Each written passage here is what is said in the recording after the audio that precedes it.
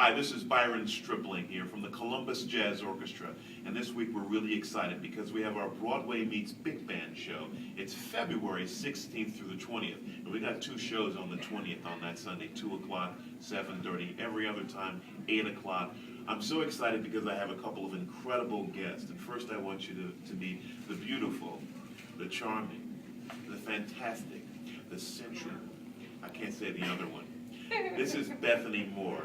And I heard about her from a great friend of mine who said, if you're going to do anything Broadway, you must have Bethany. And she's going to do a lot of great songs with us. But one of the things I understood is you just recently toured with Chorus Line, right?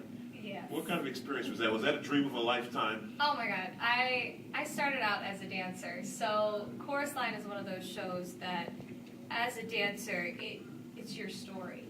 Right. And being able to sing those songs up on the stage, and even at the Ohio Theater here in Columbus about a year and a half ago. So I get to come back and sing some of those same songs here in Columbus again, which is very exciting. So when you were a kid, it was dance classes, all that kind of thing. And can you remember your first Broadway show That I saw, that you got to perform in? that I got to perform in. My mom forced me to be an Annie, an orphan in Annie when I was 11 years old. You didn't get to sing the feature song, did you? Oh no, I didn't want to be Annie. I was too shy. But you have the red hair. I'm a blonde. Oh, okay. You don't tell people that. I'm not a, I'm Well, a redhead. we're so excited because you're going to also sing I Dreamed a Dream. And you'll sing it even better than Susan What's-Her-Face.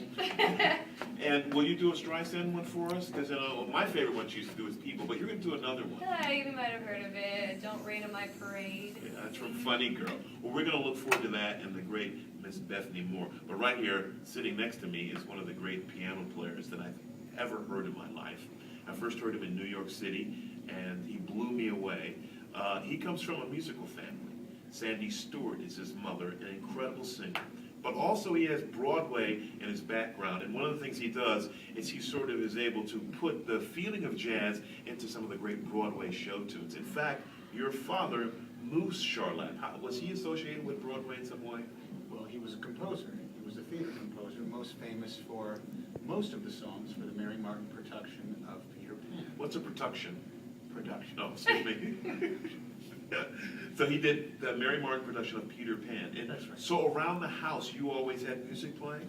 Yes, he was always listening to classical composers, jazz, and more than that, always composing at the piano. Right, right. So it's in your blood. I guess so. Tell me a little bit about, and we're going to do from your album, is it called Somewhere? That's right. And it's a Leonard Bernstein music. Can you tell us a little bit about doing that album and what you thought? Because normally people don't associate jazz with Broadway, and what you've been able to do through all the Gershwin things that you record. You have a great Gershwin album, and many of those songs are songs from Broadway show. And in the Somewhere album is sort of infuse the jazz thing and the Broadway thing together. Tell us a little bit about Somewhere in that album. Well, in the case of Bernstein's music, one of the things about Bernstein is that he came from the other side of the tracks.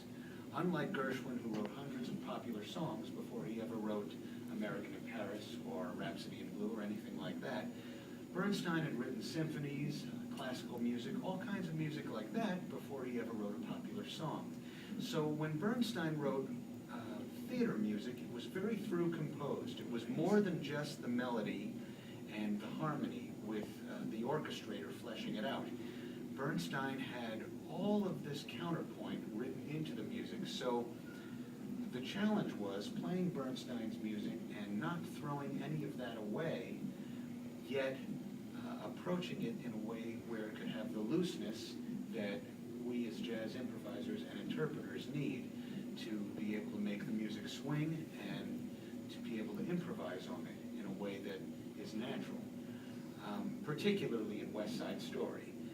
Less so in shows like On the Town and Wonderful Town, which are closer to the type of popular songs that you might find in Gershwin and Kern and Berlin.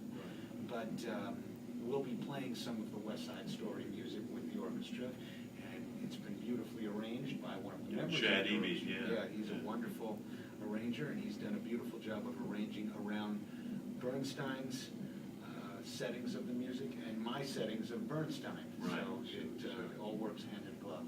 Well, incredible album. We want you all to pick that up. One more question for you.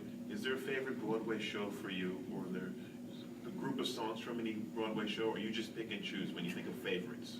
It's hard to say that there's a favorite. I think that there are a few that are just perfect, and this is not an exhaustive list, but I would say Rodgers and Hammerstein's The King and I, Stephen Sondheim's Company, Bernstein and Sondheim's West Side Story,